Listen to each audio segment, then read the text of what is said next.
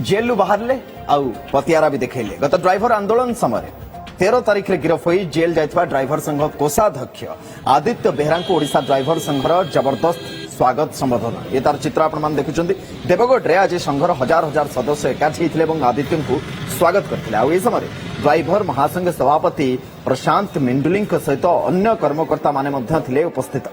Driver संघर गोटे rally Deogarh नुआ bus stand बाहर आदित्य घर पर्यंत जाइला छाड़ी सरकार संघर दाबी न शुणिले आगक आंदोलन तीव्र हम बोली संघ सभापति प्रशांत मिंडुली 7 दफा दाबी रे ड्राइवर महासंघ राज्यव्यापी स्टीयरिंग छाड़ आंदोलन को ओह्लाइथिबा बेले सेतबेले आदित्य बेहरा को गिरफ्त करा जायथा।